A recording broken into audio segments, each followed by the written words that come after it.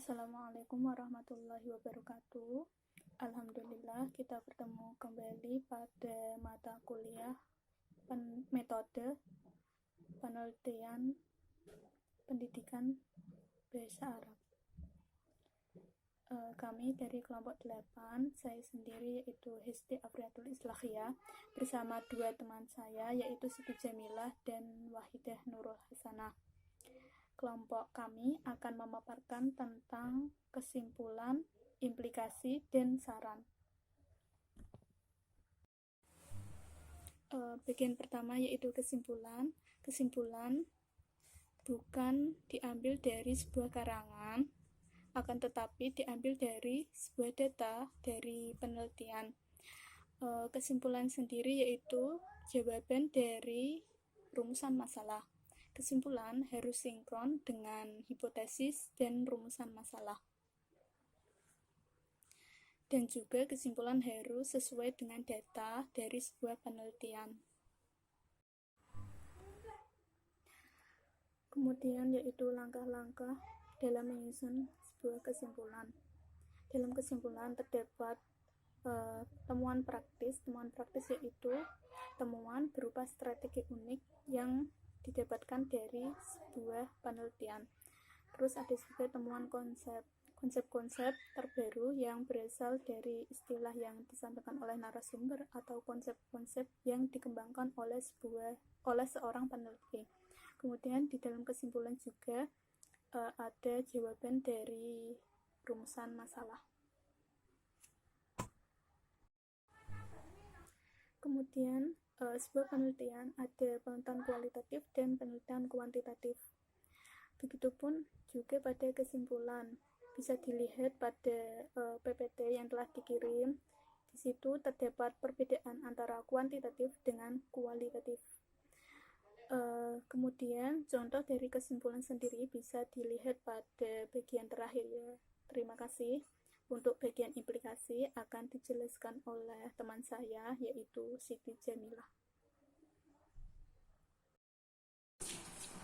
Melanjutkan materi yang disampaikan tadi, yang kedua yaitu materinya tentang implikasi dalam penelitian.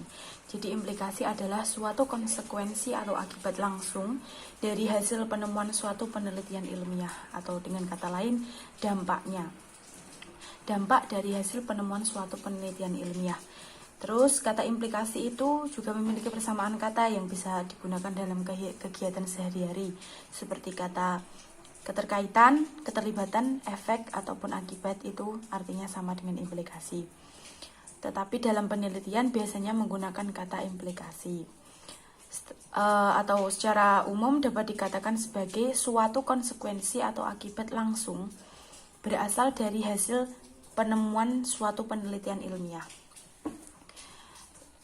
Lalu implikasi ini bertujuan untuk apa? Tujuan implikasi adalah membandingkan hasil penelitian yang sudah ada dengan hasil penelitian yang terbaru atau baru dilaksanakan melalui sebuah metode. Selanjutnya ada jenis-jenis implikasi. Yang pertama yaitu implikasi teoritis. Implikasi teoritis yaitu sebuah kajian yang mendasar untuk mendukung tentang adanya penelitian yang juga memungkinkan untuk dapat dilakukan. Dan implikasi teoritis ini digunakan untuk meyakinkan orang, bisa digunakan untuk meyakinkan orang. Selanjutnya yaitu implikasi metodologis, yaitu pembahasan tentang bagaimana cara melakukan teori-teori yang akan digunakan dalam sebuah penelitian sehingga memiliki banyak metode yang digunakan dalam penelitiannya. Selanjutnya yaitu ada implikasi manajerial, yaitu pembahasan tentang kesimpulan dan akhir dari kata penelitian sehingga memiliki kebijakan-kebijakan dengan apa yang telah diterapkan dalam metode tentang sebuah proses dalam pengambilan suatu keputusan yang bersifat menyeluruh atau dapat juga bersifat partisipatif. Selanjutnya akan dilanjutkan oleh Ukhti Wahidah. Saya Wahidah Nurul Hasanah akan melanjutkan materi yang selanjutnya, yaitu saran. Saran sendiri itu apa? Saran adalah suatu yang diberikan kepada pembaca yang didasarkan atas hasil temuan dalam studi yang telah dilakukan dan bukan berupa pendapat atau tinjauan idealis pribadi peneliti.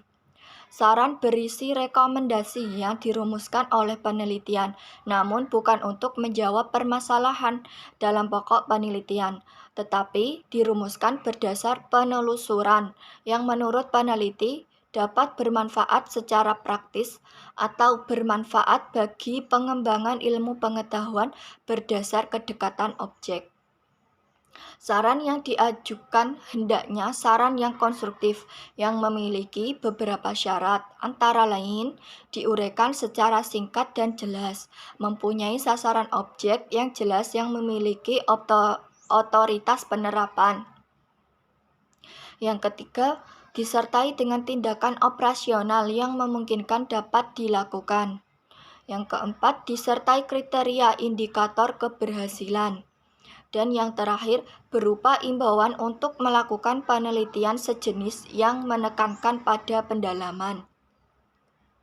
Sedikit tambahan, peneliti harus mampu menghadirkan saran penelitian yang berisi perbaikan terhadap kekurangan yang ditemukan dalam proses penelitian. Yang kedua, solusi pemecahan masalah dari penelitian tersebut. Yang ketiga, kalau penelitian yang dilakukan adalah penelitian pengembangan atau terapan, maka saran berisi anjuran penggunaan model yang telah dikembangkan. Dan yang terakhir, saran untuk melakukan penelitian lanjutan dari penelitian yang kita lakukan. Untuk contoh-contohnya dapat dilihat pada slide PowerPoint. Cukup sekian yang dapat saya sampaikan, kurang lebihnya mohon maaf. Wassalamualaikum warahmatullahi wabarakatuh.